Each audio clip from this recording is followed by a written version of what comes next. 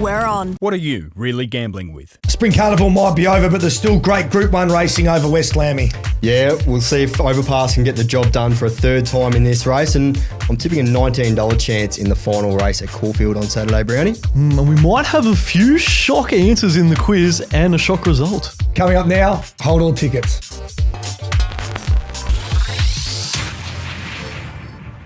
Welcome to another episode of Hold All Tickets, brought to you by Tab. Watch every race live this Spring Carnival across the 4 main channels with the fastest live vision for Sky 1, Sky 2. Group 1 action continues over in the West as it did last week with the Railway. Lads, did you miss me? Said no one ever. Yeah, no, welcome back. Oh, thanks. Round on. Cheers. Good to be back. I came down with man flu in your absence, so it's good to have you back off a little freshen. How you feeling? Yeah, I'm feeling great. It was good fun over in Perth. Went to day one of the Ashes. There was only one man hotter than Travis Head over in Perth on day 2.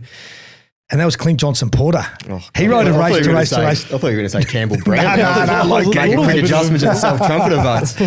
He made a race to race treble, race 4, 5, 6 on 5. Willie Pike obviously rode 3, including the Group 1 as well. So there was plenty of action over in the West. Certainly was. Good day, and I'm looking forward to the Winterbottom on Saturday. It'd be a good time over there at the moment, that's for sure.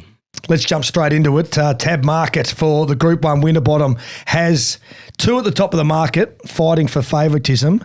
Joker's Grin, absolutely flying, $2.50 favourite, holding favouritism just from Overpass, who's going for 3 in a row over there.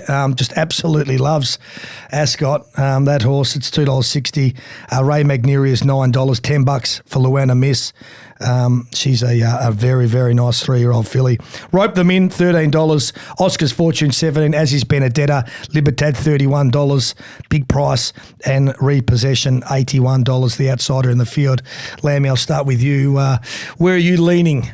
Yeah, for a Group 1 sprint, there doesn't appear to be a heap of early speed in this. I think Overpass will get a pretty comfortable lead from barrier 3. I think he might be in barrier 2 now, actually, following a scratching. Oscar's Fortune will go forward, and then after that, most of these sort of settle midfield or worse. I think Libertad can be handier from barrier 2. I don't think he'll be too far away.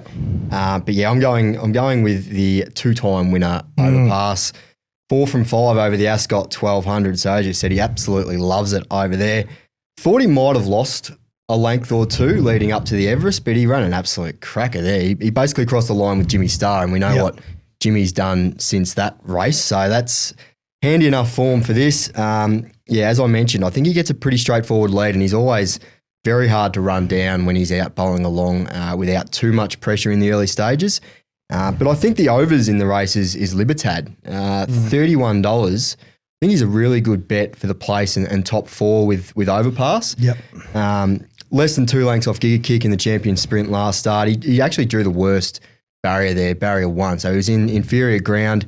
He was exposed pretty early, but he stuck to his guns really well. So 4th up, suited back on top of the ground. I think he's absolutely the overs in the race. They're the 2 for me. And then got the local star, Joker's Grin, obviously beat Overpass in the quokka. I just think the lack of speed on paper might undo him. But Overpass and Libertad for me.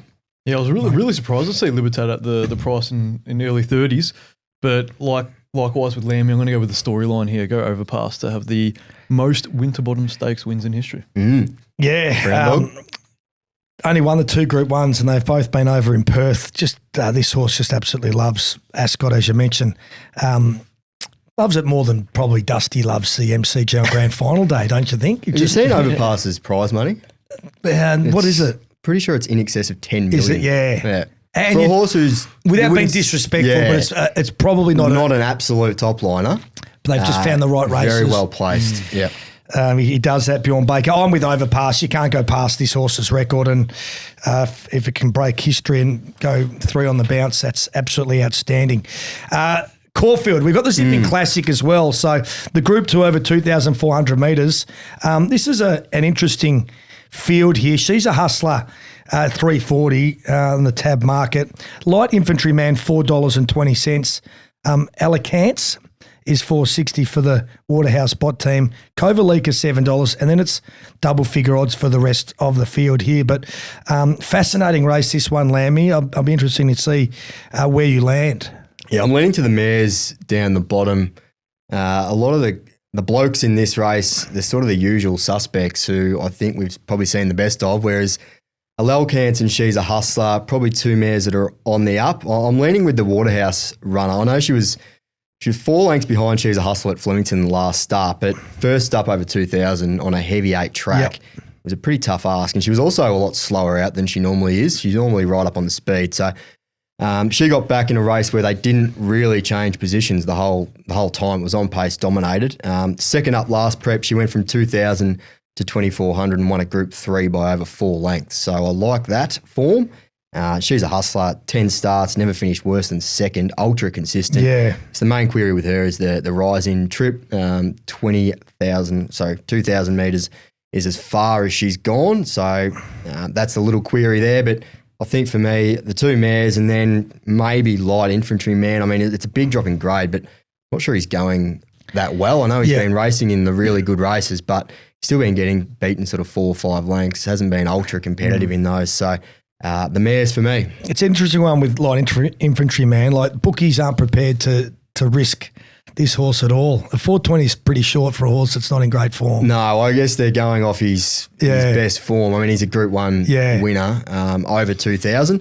He's another one I don't think he's ever been over this trip as well. So that's another query on light infantry man. But I mean, his best would win this, but I just don't think I think he's racing probably 2 or 3 lengths below his best. And I'm going to look for some value here at double figure odds, just about. I'm going to go Etna Rosso maybe just as a cheeky each way play. Just been really consistently as steps up in distance over this prep and steps up to group racing standards as well. Placed in doesn't win these days. So he keeps running well, but just can't. Which is why each ways I reckon play just in case. Blinker's first time might do the trick, but it's 6th run for the campaign, so it smells of a little bit of desperation. The shades going on this in the prep, but in the mix. Well, I agree with the stable, but I'm with Kovalika. Hasn't won this preparation. Last win was in June at Eagle Farm, but been racing okay. I don't think the horse enjoyed the heavy deck champion stakes and was fair weight beaten. But if you go back to start before that, not beaten too far Lindemann, which is reasonably good form.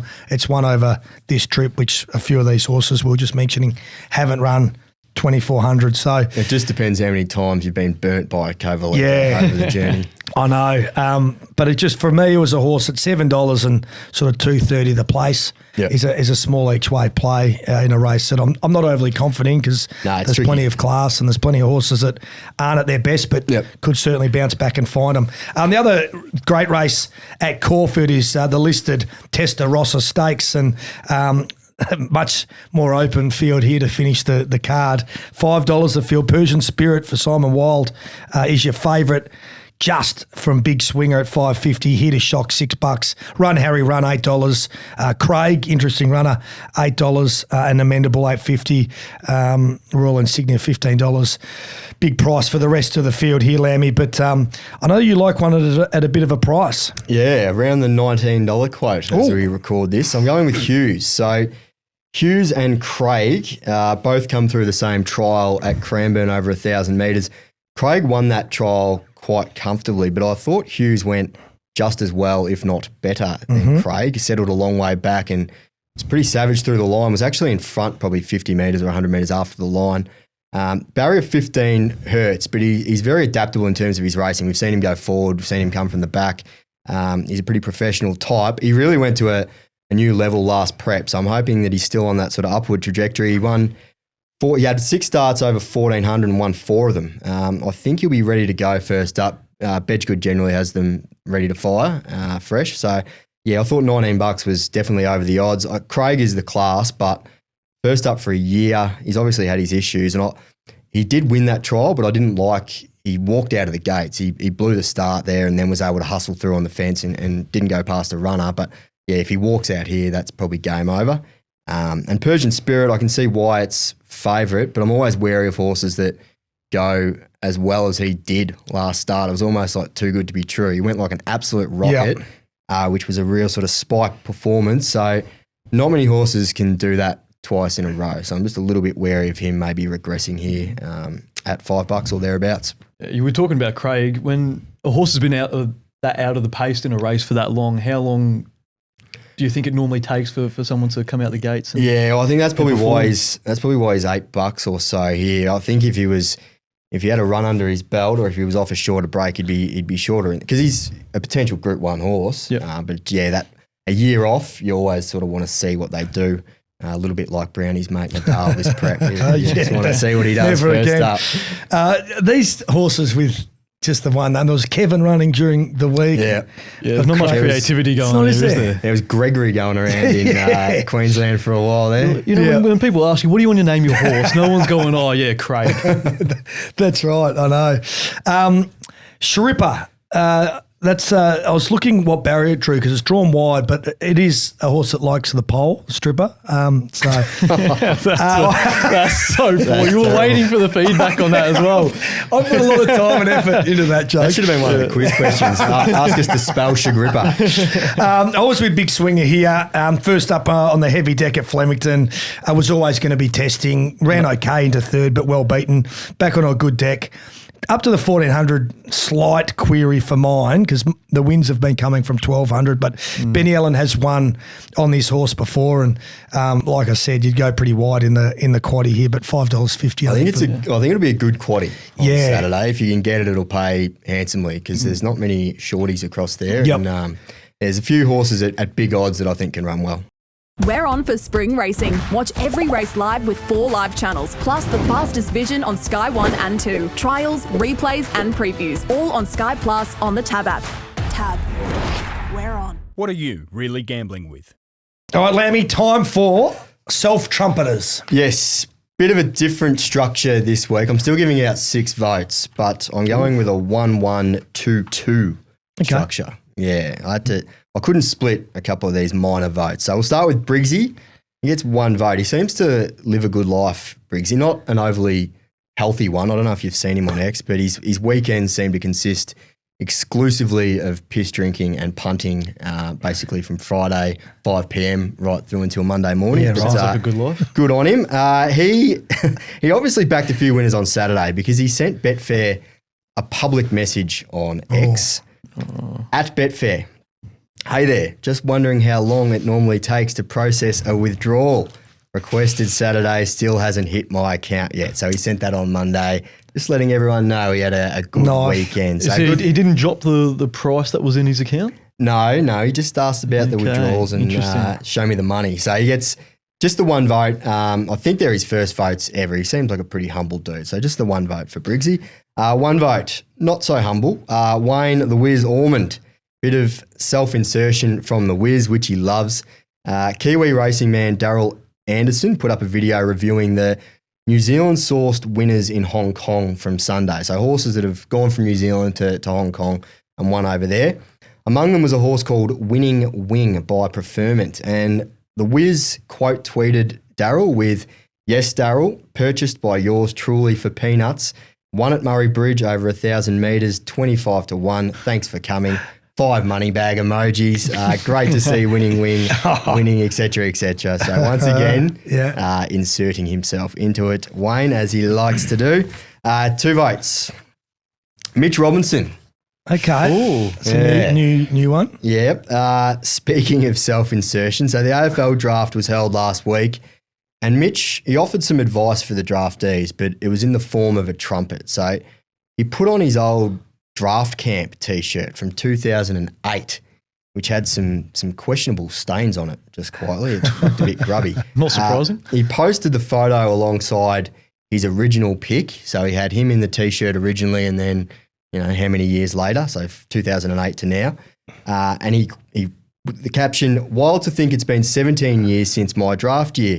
Funny moment for me trying this top on. Lots of memories, but still fits like a glove. Good luck to everyone." So he's got in there and made it about himself. And the first comment, how can I make this about me? Question mark. So, Mitch, it's not about you. 2 votes. Lucky you didn't get on the Reece Matheson. He's banned. I think they're still doing their podcast together. Are they? 2 votes. Prince Rubiton. The Prince, he's been a pretty big fan of the Prince this spring. Matt Welsh posted an article about Sportsbet with the quote, "It really does feel like momentum in racing has changed. It's been an incredible spring carnival for the industry and Sportsbet customers." So Prince took this as an opportunity to get his bugle out, and he replied, Sportsbet closed my bet with mates account and limited all futures betting. It really was an incredible spring. That's just a big old toot. It moves him to 5 votes. So he's equal fourth on the table, but the Wiz is now 2 votes clear. So might be hard to catch. You've only got a couple of shows left. I don't know what the date is for our final show before the end of the year, but yeah, he'll be hard to catch 2 votes. Very hard to catch. I think Miles is on holidays too. Yeah. That hasn't stopped him in the past. Though. You still do your best work on holiday. You can still poll on holidays. Yeah, no doubt about that. Very good. We've looked at Perth. We've had a look at Melbourne. There's a nice race up at Rose Hill as well, the Festival Stakes, which is Group 3 over the 1,500 metres here. Yorkshire is $3.20 favourite, accredited $7.50. Arctic Glamour $9, and then $12 a piece for Robusto and Waterford. This is not a bad little race as well up in Sydney, isn't it, Lamby? Yeah, I can see why Yorkshire's favourite. It was an obvious forgive run last time when beaten out of sight first up at Newcastle. He's obviously a lot better than that. He trialled really well leading up to that run. So forgive that. I still think he's probably a little bit short though. So I'm going for a bit of value again here in Melody again. Okay. Each way, around $23, might have even drifted. 26 with Tab at the moment, Big run over this distance last start. Was 12th at the 400, got home hard to be beaten less than a length. Always needs luck, this horse, but has a wicked turn of foot on her day. She was a Group 3 winner over 1,400 prior to going for a spell and looks set to strike her preferred dry conditions. So if you're looking for one at big odds, I think Melody again ticks a few boxes. The disrespect to Robusto. Gee whiz, won this race last year. It's $12. First up in the 100 was okay. I don't think it was ever really going to win that, but it was only beaten 2.4 lengths. Loves Rose Hill, barrier 2. I think Timmy Clark can sit a little bit closer and pounce late. I thought that was... Got the Bjorn polish as well. Yeah. Could be a big day for Bjorn, multi-states. But, yeah, $12 I thought was a brilliant each-way price. So yeah, that'll probably be one of my best bets for the day as well. But I'm just worried about the weight as well. Considerable weight. Considering to all the other runners as well. Yeah, you got the 59.5. So an extra 5.5 on majority of the runners. Yeah, got the class though there. So they're the 4 races that we've had a look at across the country. Let's bounce into some black bookers because there's been some hits and some misses and there was one that caught my eye at Ararat as well on Tuesday. Right. You know, I go far and wide. You do? To find them. We'll start with the omissions. So Brave Miss was one of yours, and when you put it in the black book, you said, I want this horse up in trip. So what did they do? They dropped it back from 2,000 to 1,600. It was wild. And it beat one home. So Brave Miss goes out of the black book. Yeah. Not your fault. You should be training the horse. Well, I don't pretend to know better than the trainer. Well, that was a clear miss. The proof is in the pudding because it went like a busted. So we're adding, we'll start with my 2 ins and then we'll throw to yours.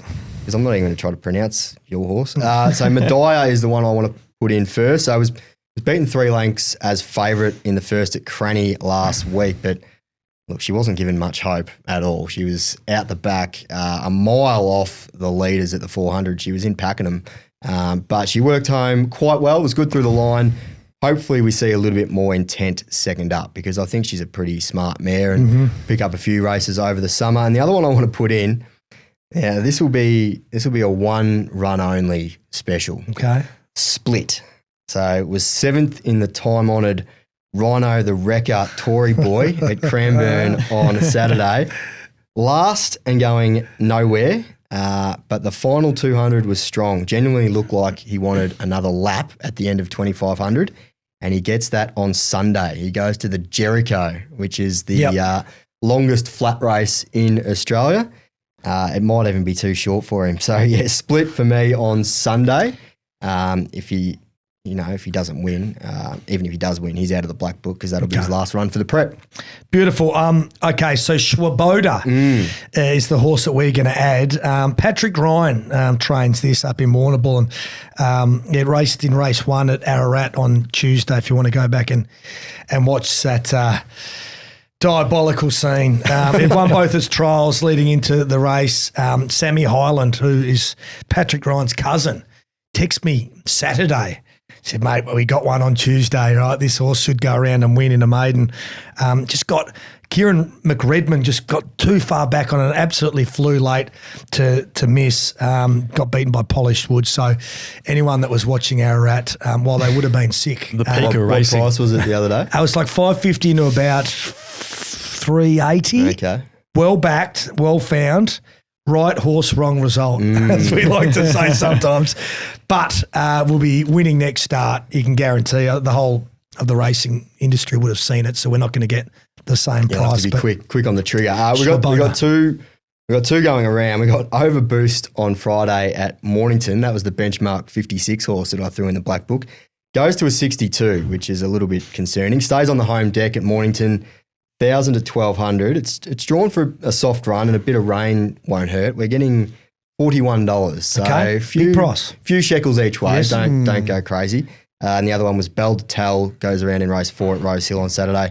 Just got a mile back second up, but looks well placed in this third up.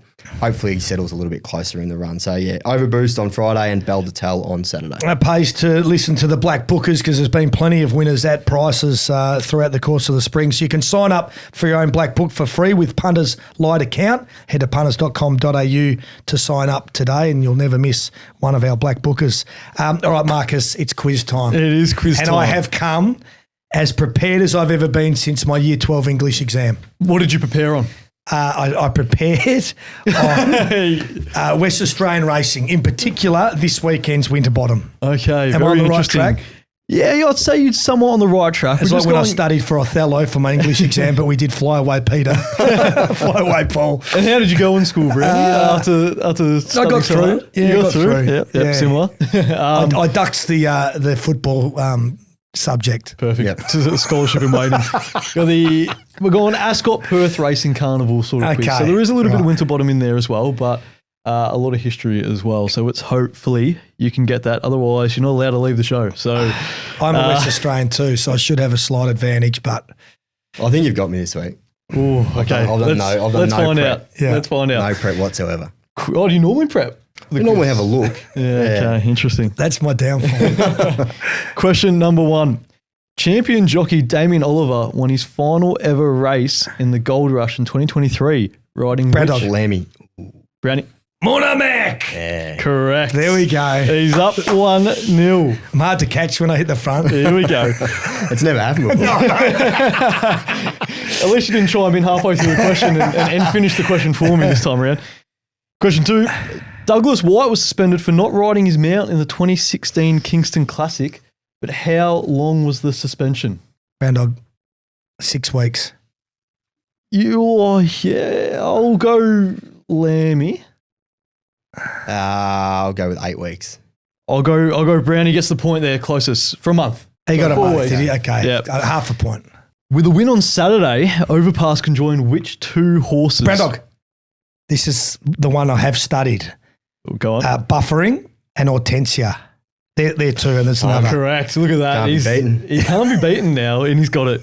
First one taken Who would have away. thought that doing prep and study actually works? Wish I knew that in my school days. I know. Question number 4. Complete the order. This is a bit of a fun one. Truly Great, Regal Power, Amelia's Jewel, Don to Shoot, and which runner? There's obviously a theme here of winners of a race in WA at Ascot.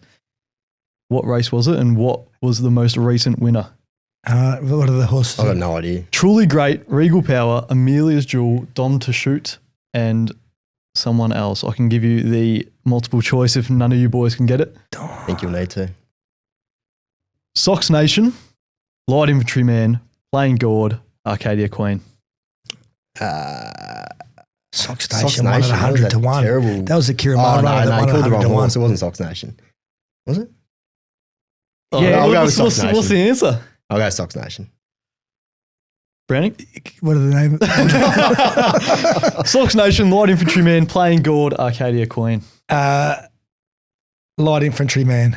Light Infantryman Jeez, is I'm on- correct. I'm on track here to. That's it, isn't it? Whitewash. I think it was the Well- most. I think that was for the Northerly Stakes, in orders of Okay. winners in the Northerly. So I've like this. No one's ever got every question right.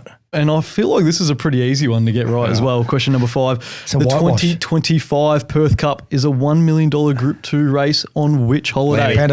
New Year's Day. New Year's Day. He chimed in to avoid the... Otherwise, he was doing a nudie run around the studio. That's the good. That's good. Browny. I'm on the board. Thank you very much. Well done. Love it. Round of applause, standing ovation. Oh, it's good to finally win one of those quizzes. I'm wrapped. And I'll be even more wrapped if our best bets can lob this weekend. Lamby, we'll start with you. Who do you like? You've got a little exotic play. I have, which hasn't always worked out that well for me when I've gone exotic with these plays, but we'll see how we go. It's a $50 treble at Caulfield, so maybe a little bit greedy, but we'll see how we go. Race 3, number 1, Skipper's Canyon, a very impressive winner last time at Caulfield. Race 5, number 1, Different Gravy. And race 6, number 2, Jenny Goes Bonkers. I think from memory it's about 3x2 by 250, so we'll get a decent dividend there for those 3 if they can all get the job done. And my other 25 or my other 50 is 25 each way. Race 10, number 12, Hughes at around $19. Okay. So if that can get the job done in the last, happy days. Beautiful. No, I like that treble as well. When I was doing form, they were the standouts. So good stuff. I've gone to Rose Hill, race 5, number 3, Lyles. Now, this is a Matty Smith horse that's come back this preparation. Absolute speed machine. Flying, isn't it? Over the 1,000 metres. Bolted in first up with J-Mac on board. They found a nice little benchmark 78 up in Queensland, went to Eagle Farm, won that by 2.5 and broke a track record. Yeah. So 1,100 metres, I don't think is a query. It's short enough. Zach Lloyd takes the ride, $2. If it can maintain its form, it should just blow that field away. Yep. Love it. And look, I'm not going to lie, there were slim pickings for Omen bets this week, so I've gone far and wide, I've done a brownie, and I've gone over to Kembla Grange. It is 1 run 1, which is a bit of a tongue twist to pronounce. 1 run 1. Yeah. So good luck to the caller on that one. But only because it's its first ever run, so I think it must. Jeez, it must has to win. I know. It was a struggle, but hopefully it comes in at a good price. Beautiful. Oh, there's another great episode of Hold All Tickets brought to you by Tab. Follow the Hold All Tickets page on Bets Friends to copy all our tips for the weekend and plenty more. Good luck, punters. We'll see you next week.